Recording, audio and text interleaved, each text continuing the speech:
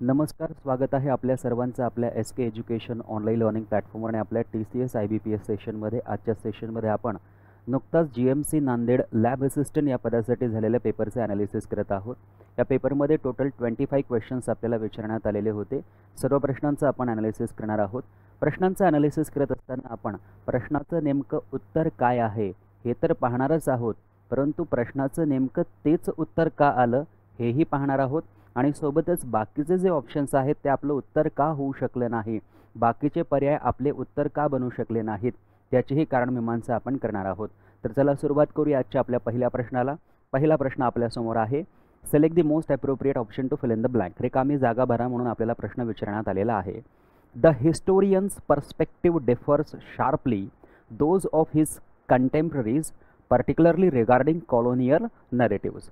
आता या सेंटेन्समध्ये काय म्हटलेलं आहे की जे इतिहासकार आहेत त्या इतिहासकारांचा जो दृष्टिकोन आहे किंवा पर्स्पेक्टिव्ह आहे तो डिफर करतो. डिफर करणे म्हणजे वेगळा होणे, त्याच्यामध्ये एक प्रकारचा विभेद असणे, भेद असणे किंवा मतभेद असणे. आता हा जो डिफर शब्द आहे यानंतर शार्पली हा शब्द वापरण्यात आलेला आहे की जो एक ॲडवर्ब आहे. आता आपल्या सगळ्यांना माहिती असलं पाहिजे की हा जो डिफर शब्द आहे मित्रांनो, हा डिफर शब्द आपल्यासोबत कोणता प्रेपोजिशन घेतो, तर हा आपल्यासोबत घेतो फ्रॉम आणि विथ असे दोन प्रेपोजिशन घेत असतो. डिफर म्हणजे काय, मतभेद असणे किंवा आपला व्ह्यू वेगळा असणे, ज्याला आपण डिफरंट असं म्हणतो की डिफरंट असणे, भिन्न असणे. सो हिस्टोरियनचा जो पर्स्पेक्टिव्ह आहे तो भिन्न आहे. दोज ऑफ हिज कंटेम्पररीज म्हणजे त्यांच्या समवयीन जे काही लोक आहेत किंवा त्यांच्या एजमध्ये असलेले जे काही लोक आहेत किंवा त्यांनी जे काही हिस्टोरियनने जे काही सांगितलेलं आहे त्यांच्यामध्ये ते काय करतायत, डिफर करतायत. मग जर मतभेद असेल तर आपण कशाचा वापर करतो, डिफरसोबत फ्रॉमचा. आणि जर डिसॲग्रीमेंट असेल म्हणजे पूर्णतः असहमती असेल, आता या ठिकाणी फक्त काय आहे, त्यांचं मत वेगळं पडतंय आणि या ठिकाणी काय आहे, पूर्णतः असहमती आहे. मग इकडे काय म्हटलेलं आहे की कंटेम्पररी सोबत काय होत आहे, त्यांचा पर्स्पेक्टिव्ह डिफर करतोय. मग आता आपल्याला काय घ्यावं लागेल, तर आता आपल्याला या ठिकाणी फ्रॉम हा प्रपोजिशन घ्यावा लागेल कारण पुढे दोज पण दिलेलं आहे. मग आता या ठिकाणी बघा, ऑफ आपलं करेक्ट आन्सर होणार नाही, फ्रॉम आपलं करेक्ट उत्तर होईल, फॉर होणार नाही आणि विथ पण होणार नाही. कारण नेमकं कुणासोबत यासाठी विथ नंतर कुणीतरी व्यक्ती किंवा कुणाचं तरी नाव असायला हवं होतं. मग अशा परिस्थितीत आपलं करेक्ट ऑप्शन काय होईल मित्रांनो, ऑप्शन 2 होईल. आता बघा पुढचा प्रश्न काय विचारलेला आहे, question number 2. Select the most appropriate article to fill in the blank. आपल्याला एक आर्टिकलवर प्रश्न विचारलेला आहे की who is blank prime minister of Pakistan. पाकिस्तानचे प्राईम मिनिस्टर कोण आहेत. आपल्याला त्यांचं उत्तर द्यायचं नाही आहे की कोण पाकिस्तानचे प्राईम मिनिस्टर आहेत, तर आपल्याला प्राईम मिनिस्टरच्या आधी एक रिकामी जागा दिलेली आहे आणि या रिकाम्या जागेमध्ये आपल्याला काय करायचं आहे, आर्टिकल जे आहे ते भरायचं आहे. मग सगळ्यांना माहिती आहे की प्राईम मिनिस्टर काय आहे, एक पद आहे आणि या पदासाठी आपण कोणता आर्टिकल यूज करतो, तर आर्टिकल दचा वापर करतो. आणि म्हणून आर्टिकल ए आपलं उत्तर होणार नाही, नो आर्टिकल पण म्हणता येणार नाही, आर्टिकल एन पण आपलं उत्तर या ठिकाणी होणार नाही. आर्टिकल द जे आहे ते आपलं करेक्ट आन्सर या ठिकाणी होईल. परंतु या ठिकाणी एक छोटासा पॉईंट आपण लक्षात ठेवायचा आहे की जर मला असं म्हणायचं असेल की आपले प्राईम मिनिस्टर, तेव्हा मी फक्त काय म्हणणार, आवर प्राईम मिनिस्टर. तेव्हा मी काय म्हणणार, फक्त आवर प्राईम मिनिस्टर, आवर प्राईम मिनिस्टर. तेव्हा या प्राईम मिनिस्टरच्या आधी आपण इथे आर्टिकल द वापरणार नाही. हे सगळ्यांना माहिती असेल की जेव्हा जेव्हा आपण पॉझिटिव्ह एक्झेक्टिव्हचा वापर करतो त्यानंतर जर प्राईम मिनिस्टर हा शब्द आला तर आपण जनरली आर्टिकल दचा वापर करत नाही. सो प्राईम मिनिस्टरच्या आधी इथे द लागणार, परंतु इकडे जर आवर असतं, इकडे जर माय असतं, इकडे जर हिज हर असतं तर आपण या ठिकाणी किंवा इंडियाज असतं तर आपण त्या ठिकाणी आर्टिकल द वापरला नसता, हे लक्षात घ्यायचं आहे. पुढचा प्रश्न बघा, parts of the following sentence have been given as an option. आपल्याला एरर शोधायचा आहे. Afzal will singing at the central mall this evening. आता सर्वांना माहिती आहे मित्रांनो, जेव्हा आपण फ्युचर इंडेफिनेट टेन्सचा वापर करतो त्यामध्ये आपण विल नंतर व्हर्ब वापरतो आणि तो व्हर्ब कोणत्या फॉर्ममध्ये असतो, तर तो व्हर्ब असतो आपला फर्स्ट फॉर्ममध्ये. मग आता या सेंटेन्समध्ये आपला अफजल जो आहे तो कोण आहे, सब्जेक्ट आहे, त्यानंतर विल आहे आणि विल नंतर सिंग हा V1 असायला पाहिजे होता. हा ING जो आहे तो या ठिकाणी नसायला पाहिजे, म्हणजे हा ING जो आहे हा चुकीचा आहे. सो सेंट्रल मॉलमध्ये तर काही अडचण नाही, ऑप्शन एक कॅन्सल करा. अफजल नंतर विल बरोबर आहे, परंतु हा ING जो आहे तो चुकीचा आहे. हा एरर असल्यामुळे ऑप्शन 2 आपलं करेक्ट उत्तर होईल. ॲट दी म्हटलेलं आहे हे पण बरोबर आहे, दिस इव्हिनिंग म्हटलेलं आहे हे पण बरोबर आहे, परंतु आपल्याला चुकीचा पार्ट विचारलेला आहे. चुकीचा पार्ट ऑप्शन 2 मध्ये आहे, म्हणून ऑप्शन 2 आपलं करेक्ट आन्सर या ठिकाणी होईल. पुढचा प्रश्न बघा. पुन्हा एकदा आपल्याला आर्टिकलचा प्रश्न विचारलेला आहे की या रिकाम्या जागेमध्ये आपल्याला आर्टिकल जे आहे ते फिलअप करायचं आहे. आफ्टर डेकेड्स, डेकेड्स म्हणजे काय, दशक, काही दशकानंतर. आता हे डेकेड्स आहेत, सो ही दशके, दशकानंतरची ही काय आहे, ऑब्स्क्युरिटी. ऑब्स्क्युअर म्हणजे काय, अपारदर्शकता, की जी दिसत नाही आहे, जे अस्पष्ट आहे, की दशकानुदशकांची जी अस्पष्टता आहे किंवा दशकानुदशके जे संभ्रमात होतं. आता त्याच्या पुढे काय दिलेलं आहे, मॅनस्क्रिप्ट म्हणजे काय, मानवाने लिहिलेली स्क्रिप्ट म्हणजेच काय, हस्तलिखित. मग यासाठी आपण कोणता आर्टिकल वापरतो मित्रांनो, यासाठी आपण आर्टिकल वापरतो द. मग बघा या ठिकाणी नो आर्टिकल रिक्वायर्ड आपलं उत्तर होणार नाही, अँड तर मुळीच होणार नाही, आर्टिकल ए पण वापरता येणार नाही. ऑप्शन 3 मध्ये द आहे, म्हणून ऑप्शन 3 आपलं करेक्ट उत्तर या ठिकाणी होईल मित्रांनो. ओके, चला बघा पुढचा प्रश्न. Select the most appropriate option to fill in the blank. The senator, senator म्हणजे एक सदस्य आहे, स्पोक म्हणजे बोलला, सो हा व्हर्बचा सेकंड फॉर्म आहे, म्हणजे पास्ट टेन्समध्ये आहे. अटेम्प्टिंग टू मास्क, अटेम्प्टिंग म्हणजे प्रयत्न करत आहे. टू मास्क, मास्क म्हणजे हाईड करणे, लपवणे. मास्क म्हणजे काय, हाईड करणे, लपवणे. एखादा व्यक्ती मास्क लावतोय म्हणजे काय, तो आपला चेहरा लपवत आहे, हाईड करत आहे.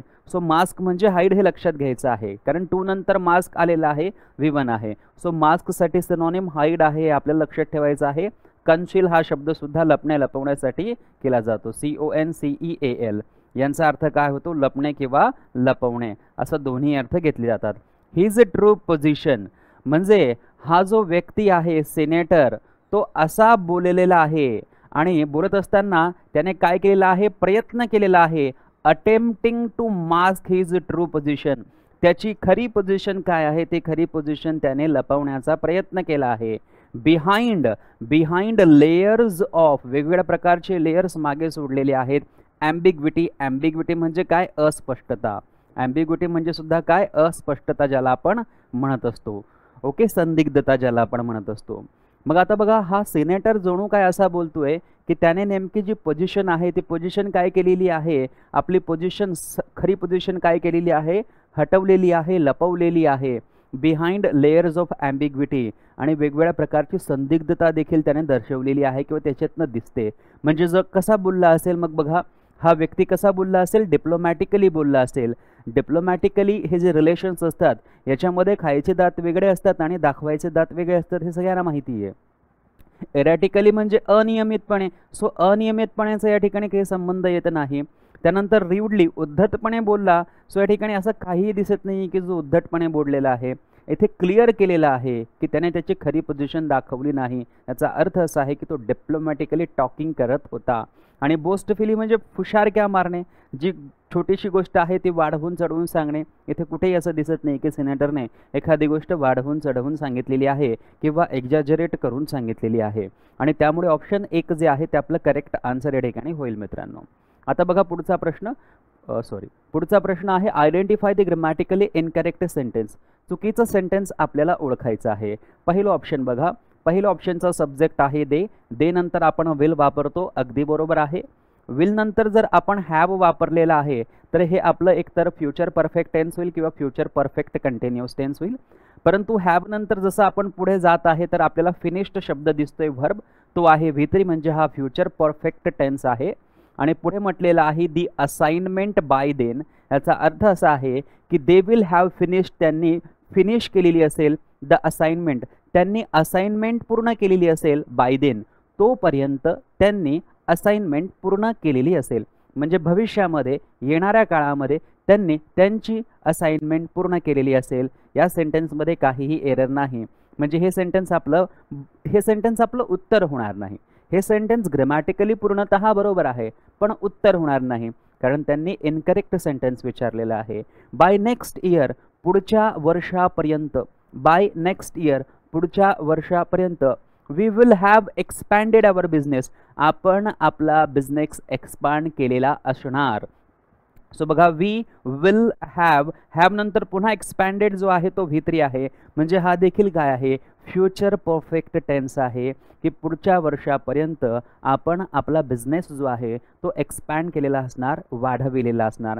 हे सुद्धा सेंटेन्स बरोबर आहे, परंतु इनकरेक्ट नसल्यामुळे आपलं उत्तर होणार नाही. पुढे बघा, he will visiting his grandmother next weekend. बघा आत्ताच आपण हा एक प्रश्न पाहिला ना मित्रांनो, या ठिकाणी बघा एक प्रश्न दिसतोय तुम्हाला की अफजल विल सिंगिंग, विल नंतर काय घेतो आपण, विल नंतर V1 घेतो आणि ING घ्यायचाच असेल तर विल नंतर बी घ्यावा लागतो, BEB, आणि नंतर मग ING आपण घेतो. सो ही सेम मिस्टेक जी आहे ते आपल्याला या ठिकाणी बघा पाहायला मिळते की या सेंटेन्समध्ये ही सब्जेक्ट आहे, त्यानंतर विल आहे आणि विल नंतर फक्त व्हिजिट पाहिजे, हा ING या ठिकाणी असायला नको आणि म्हणून हे सेंटेन्स चुकीचं आहे. हे सेंटेन्स इनकरेक्ट आहे, म्हणून हे आपलं उत्तर होईल I will be waiting for you. बघा या ठिकाणी विल आहे, विल नंतर ING घेतलेला आहे आणि ING जर घेतलेला आहे तर त्यांनी या ठिकाणी बी सुद्धा घेतलेला आहे. हा बी फार महत्त्वाचा आहे. जर इकडे सुद्धा बी असता तर व्हिजिटिंग बरोबर झाला असता. म्हणजे हे सेंटेन्स कसं आहे, बरोबर आहे, परंतु इनकरेक्ट नसल्यामुळे आपलं ऑप्शन होणार नाही. ऑप्शन क्रमांक 3 आपलं करेक्ट उत्तर या ठिकाणी होईल मित्रांनो. ओके, चला बघा पुढचा प्रश्न. I did not new the answer Wien the teacher asked me. हा किती सोपा प्रश्न आहे बघा. मी भरपूर वेळेस तुम्हाला सांगितलेलं आहे की डिड नॉट शब्द असेल किंवा डिडंट शब्द असेल तर हा कोणत्या टेन्समध्ये जातो, हा टेन्स असतो आपला पास्ट इंडेफिनेट टेन्सचं नेगेटिव्ह सेंटेन्स. आणि डिड नॉट असो किंवा डिडंट लिहिलेलं असो, यानंतर नेहमी आपण काय वापरतो, व्हर्बचा फर्स्ट फॉर्म वापरतो. यानंतर जर व्हर्बचा सेकंड फॉर्म वापरून दिलेला असेल तर ते पूर्णतः कसं असेल मित्रांनो, चुकीचं असेल. सो V2 जो आहे तो चुकीचा असतो आणि जनरली हे कन्फ्युजन आपलं होतं कारण पॉझिटिव्ह सेंटेन्सेसमध्ये आपण V2चा वापर करतो. जे पास्ट इंडेफिनेट टेन्सेसची सेंटेन्स पॉझिटिव्ह असतात त्यांच्यामध्ये आपण V2चा वापर करतो, परंतु जे सेंटेन्सेस नेगेटिव्ह असतात त्यांच्यामध्ये डिड नॉट किंवा डिडंट नंतर आपण V2 वापरत नाही, तर त्यांच्यामध्ये आपण डिड नॉट किंवा डिडंट नंतर व्हर्बचा फर्स्ट फॉर्म V1 वापरत असतो. हे लक्षात घ्यायचं आहे.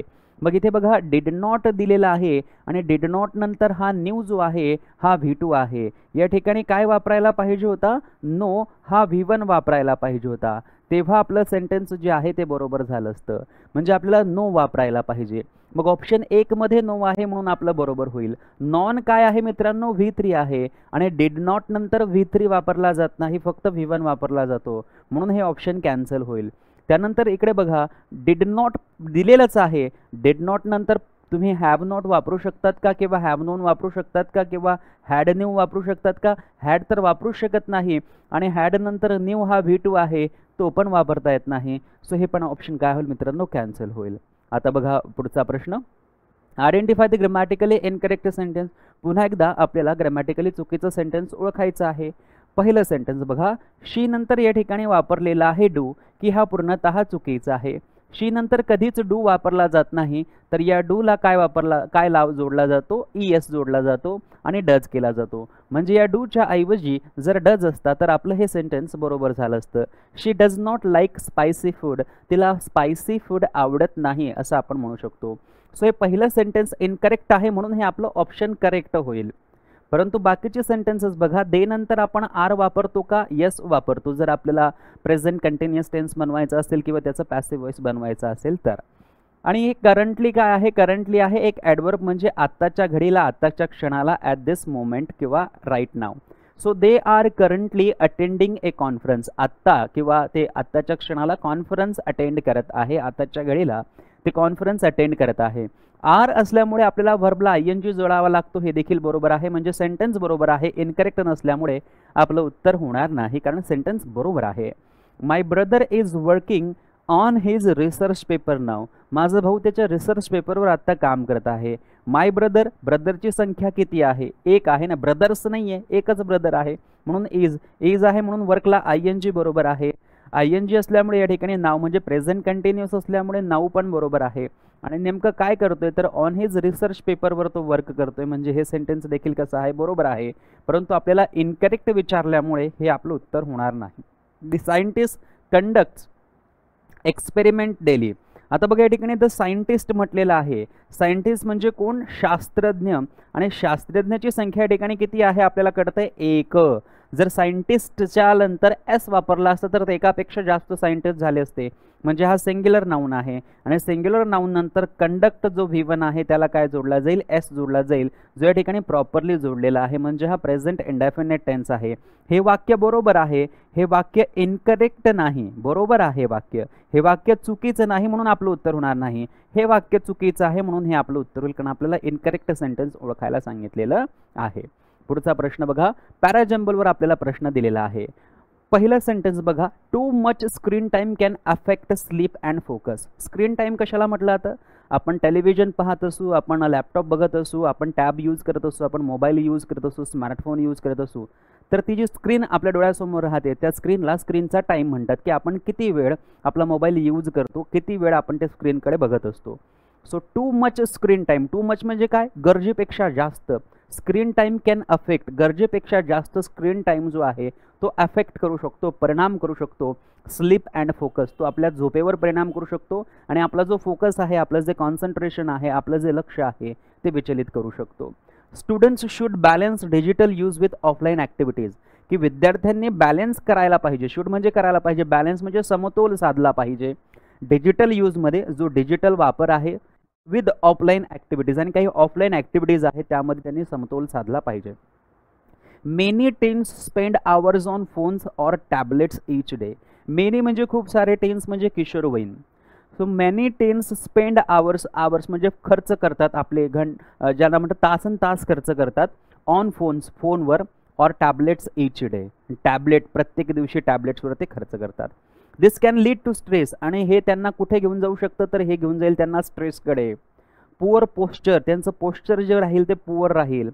अँड आय प्रॉब्लेम्स, आणि डोळ्यांचा प्रॉब्लेम्स त्यांचा क्रिएट होईल. Schools should teach healthy digital habits early. शाळांनी हेल्दी डिजिटल हॅबिट्स जे आहेत ते लवकरात लवकर शिकवले पाहिजेत. मग आता बघा या ठिकाणी स्क्रीन टाईम म्हटलेला आहे. हा स्क्रीन टाईम येतो कुठून, तर मोबाईल आणि टॅबलेटच्या वापरापासून. म्हणजे सेंटेन्स ए जे आहे त्या सेंटेन्स एच्या आधी हे यायला पाहिजे की फोन्स और टॅबलेट्स ईच डे. म्हणजे सीच्या हा जो ए सेंटेन्स आहे याच्या आधी कोणता सेंटेन्स यायला पाहिजे, सी यायला पाहिजे. असं कोणतं ऑप्शन आहे की जिथे सी आणि ए जोडीने आलेले आहे. पहिल्या ऑप्शनमध्ये आहे, दुसऱ्या ऑप्शनमध्ये आहे, तिसऱ्या ऑप्शनमध्ये सी डी आहे, कॅन्सल करा. चौथ्या ऑप्शनमध्ये ए सी आहे, आपल्याला काय करावं लागेल, कॅन्सल करावं लागेल. मग आपल्याकडे दोन ऑप्शन आहे, यावरनं आपण ट्राय करू शकतो की सी ए तर आपलं झालेलंच आहे, ए नंतर आपण बी वापरायचा की ए नंतर आपण डी वापरायचा. बघा आता आपल्या या ठिकाणी आपल्याला उत्तर क्लिअरली दिसतंय, परंतु ते उत्तर आपल्याला बघायचं नाही आहे. म्हणजे कळत असलं आपल्याला की हे उत्तर आहे, तरी आपल्याला बघायचं आहे की या दोघांमध्ये नेमकं उत्तर कोणतं होऊ शकतं. आपल्याला कारण बघायचं आहे, फक्त उत्तर द्यायचं नाही आहे. मग आपण काय करणार की आपण परीक्षेमध्ये आहोत, आपल्याला सी ए माहिती आहे, फक्त ए नंतर बी येतो का डी येतो ते चेक करायचं आणि त्यानुसार मग आपण आपलं उत्तर देऊ. मग बघा जर आपण सी सेंटेन्सला पहिलं सेंटेन्स म्हटलं, ए सेंटेन्सला दुसरं सेंटेन्स म्हटलं आणि म्हटलं की many teens spend hours on phones और टॅबलेट्स ईच डे. खूप सारे किशोरवयीन मुलं जे आहेत, मुली जे आहेत, आपला दिवस जे आहेत ते कशामध्ये घालवतात, टॅबलेट्स पाहण्यामध्ये, फोन्स वापरण्यामध्ये आपले तासन तास वाया घालवतात किंवा खर्च करतात. मग म्हटलेलं आहे की हा टू मच स्क्रीन टाईम जो आहे हा त्यांच्या कशाला अफेक्ट करू शकतो, स्लीपला अफेक्ट करू शकतो आणि त्यांच्या फोकसला अफेक्ट करू शकतो. मग त्यानंतर एक आहे बी आणि एक आहे डी. तर बी काय म्हणतोय की students should balance digital use with offline activities, की विद्यार्थ्यांनी बॅलन्स करायला पाहिजे. आणि डी काय म्हणते की this can lead to stress, poor posture and eye problems. आता बघा जर टू मच स्क्रीन टाईम त्यांच्या स्लीपवर अफेक्ट करतोय आणि फोकसवर अफेक्ट करतोय, तर हे काय होईल, हे पुढे त्यांना कुठे घेऊन जाईल, तर हे घेऊन जाईल त्यांना स्ट्रेसकडे, हे घेऊन जाईल त्यांना पुअर पोस्चरकडे, हे घेऊन जाईल त्यांच्या आय प्रॉब्लेम्सकडे. म्हणजे अफेक्ट सांगितलं जातोय. अफेक्ट काय असतो, एक वर्ब असतो आणि त्याचा आपण इफेक्ट करतो एक, की आपल्याला समजला पाहिजे. तर या कशावर इफेक्ट पडेल, स्लीपवर इफेक्ट पडेल, फोकसवर इफेक्ट पडेल आणि त्यामुळे पुढे काय होईल, तर त्यामुळे पुढे होईल स्ट्रेस, त्यामुळे पुढे होईल पुअर पोस्चर, त्यामुळे पुढे होईल आय प्रॉब्लेम. म्हणजे आपल्याला काय करावं लागेल, डी जो आहे तो प्रॉपरली या ठिकाणी घ्यावा लागेल. आणि सी ए डी आपल्याला फक्त ऑप्शन 2 मध्ये दिसते, ऑप्शन 1 मध्ये दिसत नाहीये आणि म्हणून ऑप्शन 2 आपलं करेक्ट आन्सर या ठिकाणी होईल. बाकीचे सेंटेन्सेस आपण बघायची सुद्धा गरज नाहीये. सो या पद्धतीने आपल्याला अप्रोच जो आहे तो ठेवायचा आहे पॅराजंबलची क्वेश्चन सॉल्व्ह करत असताना. आता बघूया पुढचा प्रश्न. Select the option that improves the structure of the given sentence. दिलेलं सेंटेन्स आहे, त्या सेंटेन्समध्ये काहीतरी चुकीचं असेल त्या चुकीच्या शब्दाला बरोबर करायचं आहे आणि तसं कोणत्या ऑप्शनमध्ये आहे ते आपल्याला पाहायचं आहे. बघा, द रिपोर्ट म्हटलेलं आहे, निश्चित रिपोर्ट आहे. The report is written in such a way, report अशा पद्धतीने लिहिला जातो दॅट की इट्स फाइंडिंग्स, त्याच्या ज्या फाइंडिंग्स आहेत are difficultly understood by the readers. आता बघा, डिफिकल्ट शब्द आहे, डिफिकल्टला LY जोडून डिफिकल्टली आपण करू शकत नाही. सो या ठिकाणी हा जो शब्द आहे डिफिकल्टली हा चुकीचा आहे. बघा, हा कुठे कुठे बरोबर करण्यात आलेला आहे, तर बघा या ठिकाणी डिफिकल्टी म्हटलेलं आहे. सो डिफिकल्टी आपण म्हणू शकतो, आपण डिफिकल्टी म्हणू शकतो, डिफिकल्ट आणि डिफिकल्टी असं आपण म्हणू शकतो, कारण डिफिकल्टी नाउन होईल आणि डिफिकल्ट ॲडजेक्टिव्ह होईल, परंतु डिफिकल्टली असं म्हणता येत नाही. आता या ठिकाणी म्हटलेलं आहे डिफिकल्ट आणि इकडे म्हटलेलं आहे डिफिकल्टी, इकडे म्हटलेलं आहे डिफिकल्ट. सो बघा मित्रांनो, आर असल्यामुळे आपल्याला काय यूज करावं लागेल, डिफिकल्ट यूज करावं लागेल.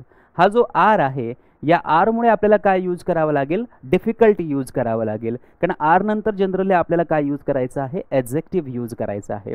So are difficult to understood म्हटलं पाहिजे.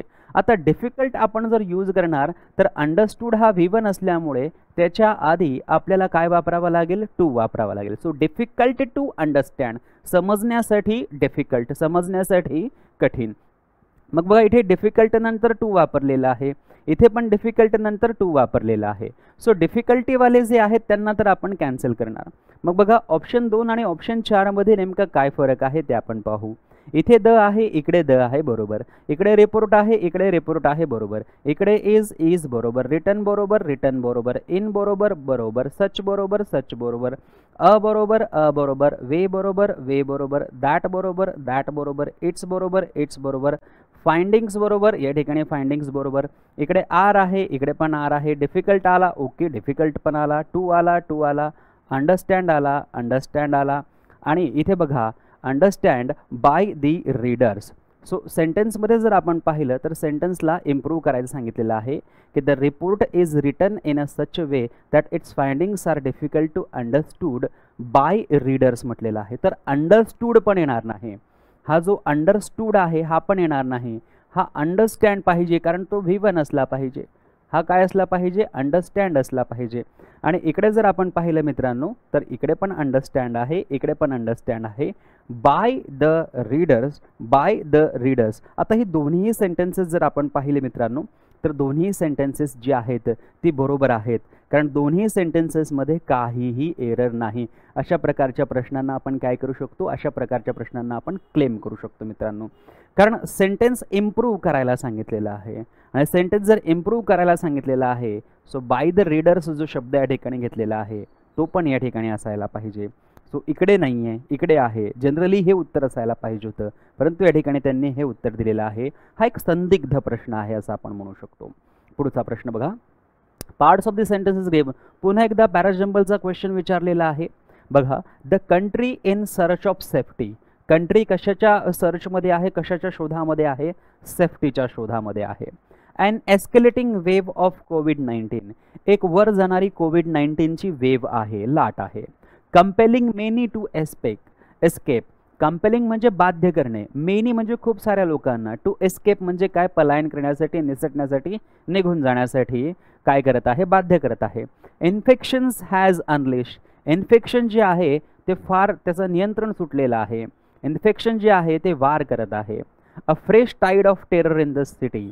अ fresh tide of terror in the city. A fresh म्हणजे फ्रेश सगळ्यांना माहिती आहे, ताजी. टाईड म्हणजे लाट म्हणू शकतो, वेव म्हणू शकतो. Of terror in the city, कशाची लाट, तर आपण म्हणू शकतो टेररची. टेरर म्हणजे काय, आपण जे आपल्याला जी भीती वाटते त्याची, भीतीची लाट जी आहे ती सिटीमध्ये काय झालेली आहे, तर ती सिटीमध्ये या ठिकाणी आपल्याला fresh terror in the city असं म्हटलेलं आहे.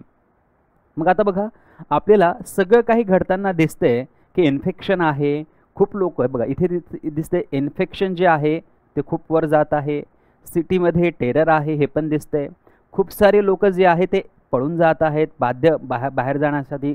कंपेलिंग मेनी टू एस्केप, लोकांना निसटून जाण्यासाठी, एस्केप करण्यासाठी बाध्य करत आहे. आणि कंट्री जी आहे ती सेफ्टीच्या सर्चमध्ये आहे. परंतु या ठिकाणी ही सर्व सेंटेन्सेस जर तुम्ही पाहिली तर हे कशामुळे घडताना दिसत आहे, तर ही COVID-19ची जी वेव्ह आहे. आणि कोणती वेव्ह, तर ते एस्केलेट म्हणजे वर जाणारी, वाढणारी ज्याला आपण म्हणतो.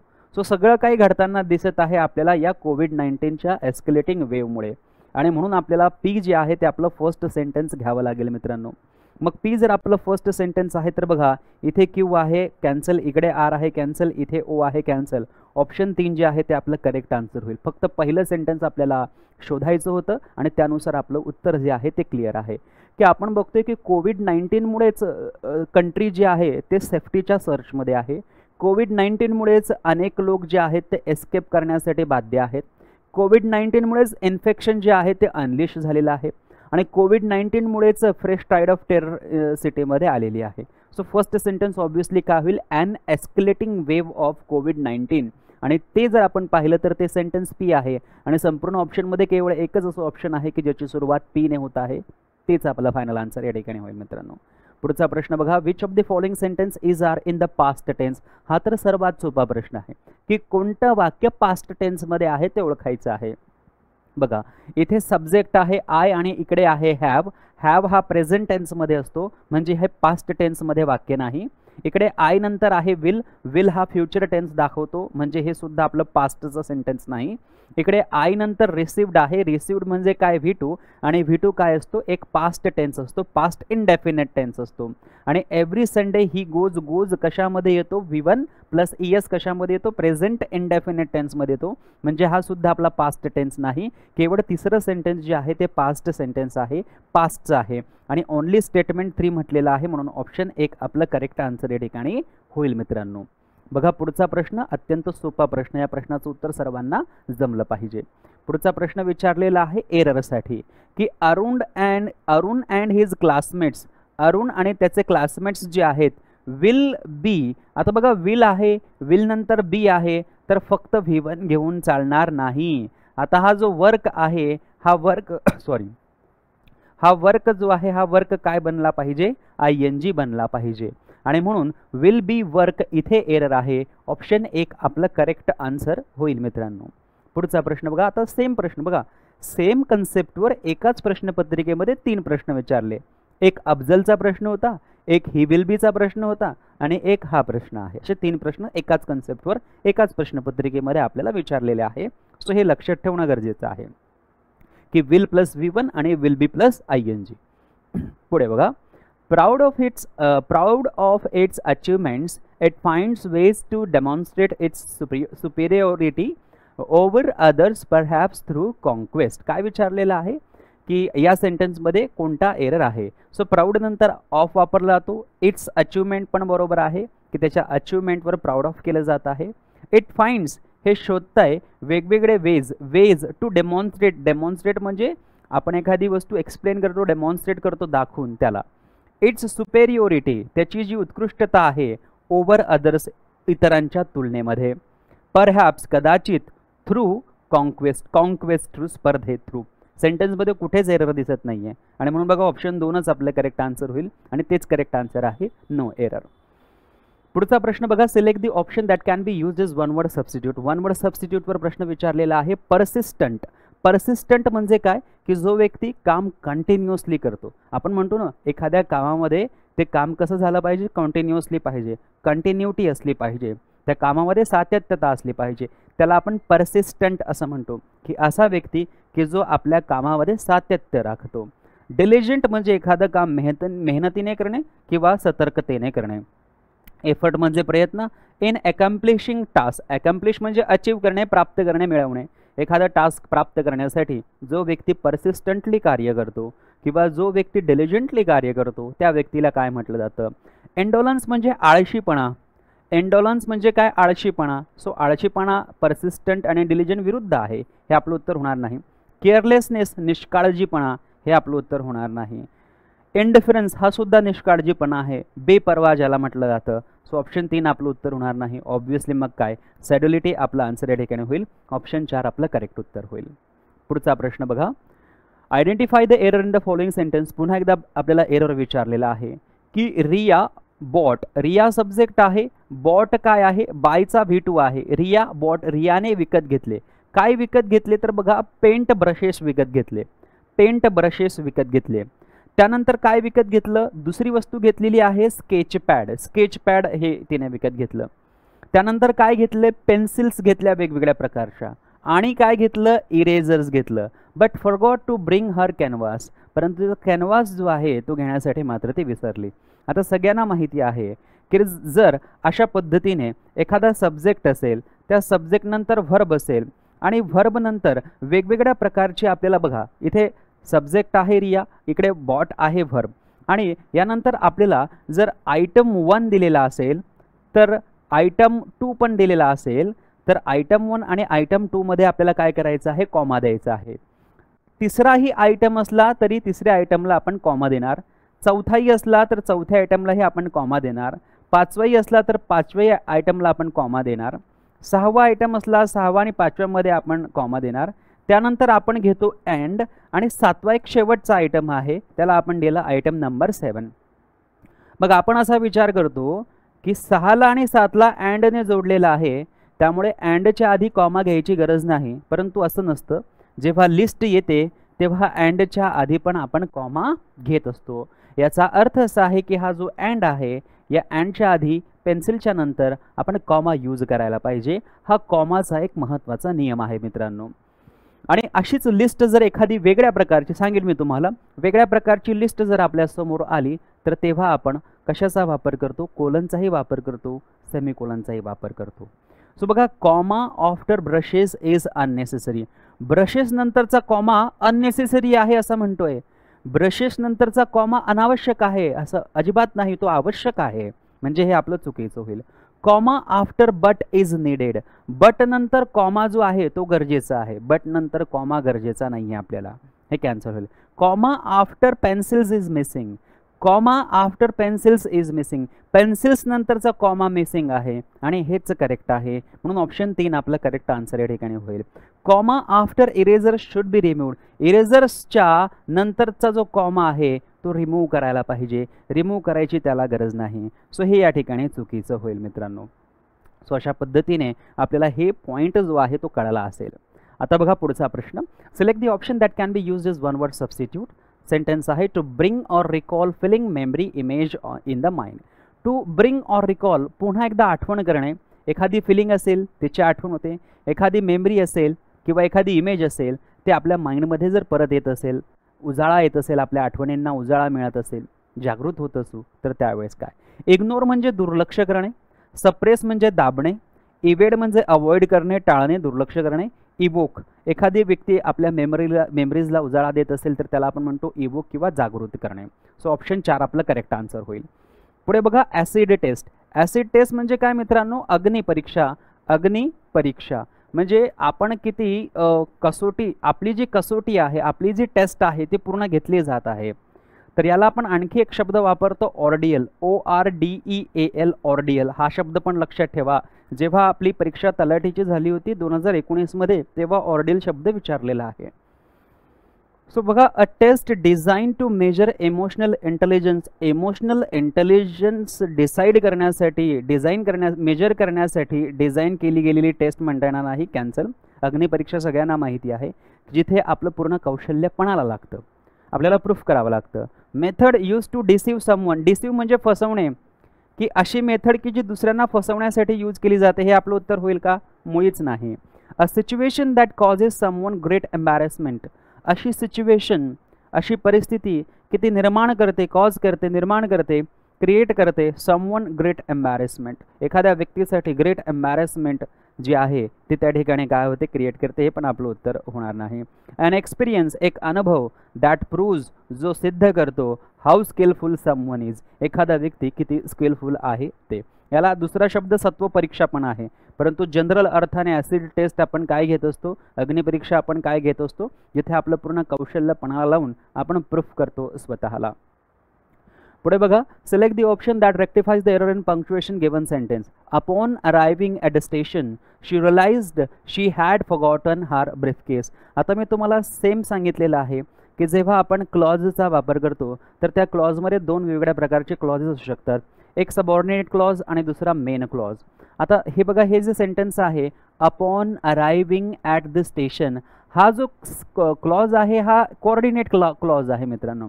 हा कोणता क्लॉज आहे? कोऑर्डिनेट क्लॉज आहे. त्यानंतर पुढे जर आपण गेलो तर पुढे हा आणखी एक क्लॉज आहे. पूर्ण हा आणखी एक क्लॉज आहे आणि या क्लॉजमध्ये दोन क्लॉज आहे. या क्लॉजमध्ये शी रिअलाइज्ड जो आहे हा शी रिअलाइज्ड मेन क्लॉज आहे, मेन क्लॉज आहे. आणि हा शी हॅड फॉरगॉटन हर ब्रीफकेस हा सब ऑर्डिनेट क्लॉज आहे. हे सगळं मी तुम्हाला ऑलरेडी आपल्या कोर्समध्ये शिकवलेलं आहे. मग शी रिअलाइज नंतर जर सबऑर्डिनेट क्लॉज असेल तर मेन क्लॉज आणि सबऑर्डिनेट क्लॉजमध्ये आपण कॉमा घेत नाही. सो मेन क्लॉज आणि सबऑर्डिनेट क्लॉजमध्ये हा जो कॉमा आहे हा चुकीचा आहे मित्रांनो. सो बघूया, upon arriving at the station, upon arriving at the station comma comma she realised आणि त्याच्यानंतर कॉमा नाही आहे. बघा या ठिकाणी इथे कॉमा दिलेला आहे. हे जर आपण पाहिलं इथे कॉमा आहे, हा कॉमा इथे असायला नको म्हणून हे सेंटेन्स बरोबर आहे. जर आपण पाहिलं इथे कॉमा आहे, शी रिअलाइज शी हॅड फॉरगॉटन, परंतु इकडे हा जो कोलन दिलेला आहे तो अननेसेसरी आहे म्हणून हे चुकणार. Upon arriving at a station semicolon दिलेला आहे, चुकीचा आहे, याला कॅन्सल करा. अपॉन अरायव्हिंग स्टेशन हायफन दिलेला आहे, चुकीचा आहे. ऑप्शन 4 कॅन्सल करा. All right. बघा पुढचा प्रश्न. Select the incorrectly spelled word. चुकीचं स्पेलिंग असलेला शब्द ओळखा. लायझन. लायझन म्हणजे काय? संपर्क. महत्त्वाचा शब्द आहे आणि हे स्पेलिंग अगदी बरोबर आहे. त्यानंतर आहे सीज. सीजचं स्पेलिंग या ठिकाणी चुकीचं आहे.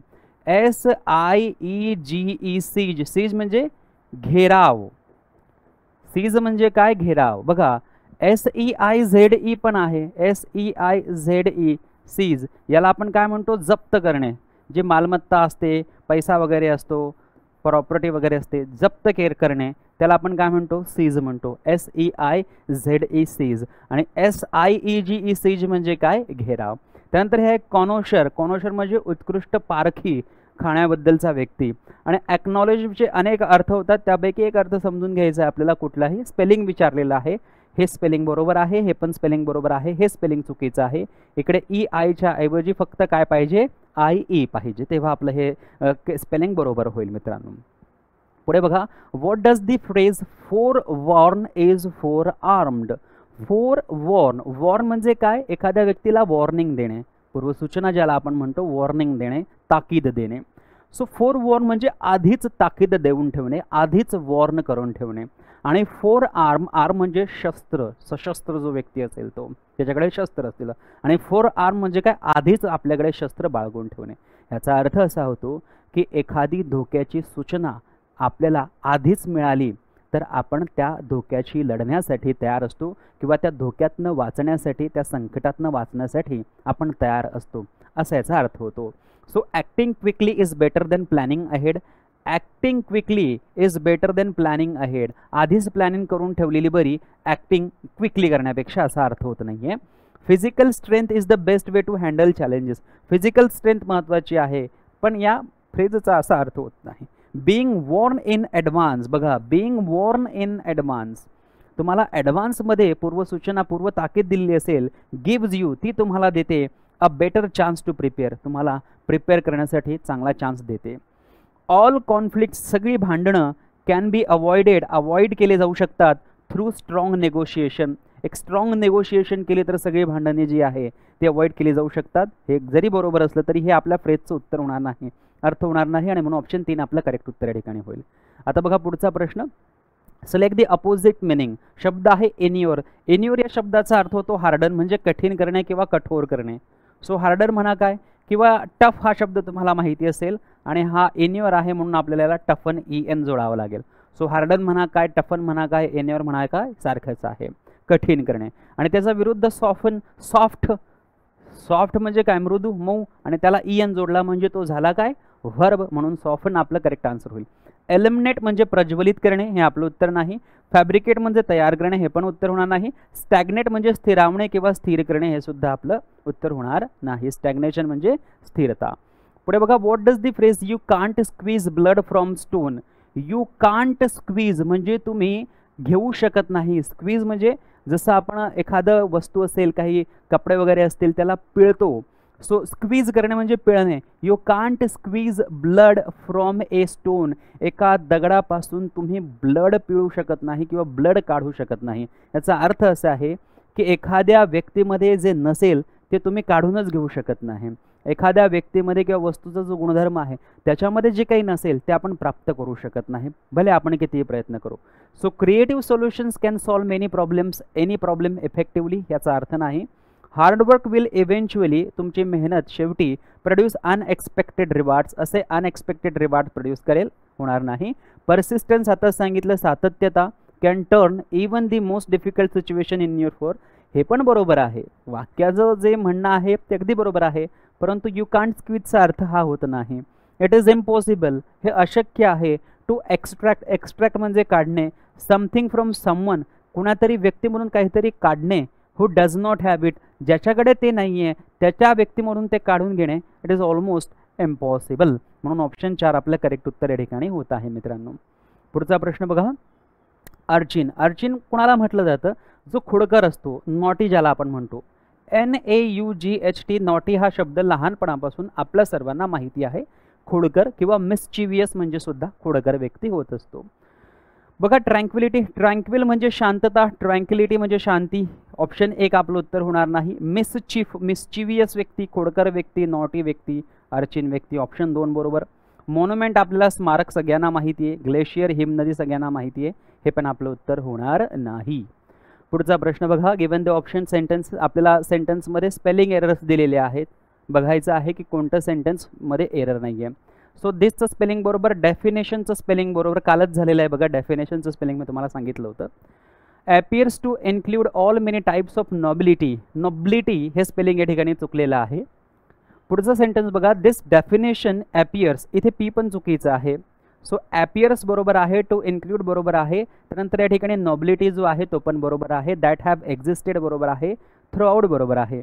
डेफिनेशन, डेफिनेशनमध्ये ए येत नाही, हा ए चुकीचा आहे म्हणून याला कॅन्सल करा. डेफिनेशनमध्ये ए येत नाही म्हणून हा ए कॅन्सल करा. ऑप्शन 2 आपलं करेक्ट उत्तर या ठिकाणी होईल मित्रांनो. ओके, चला बघा पुढचा प्रश्न. ओके, सो सर्वची सर्व प्रश्न आपण या ठिकाणी घेतलेली आहेत मित्रांनो.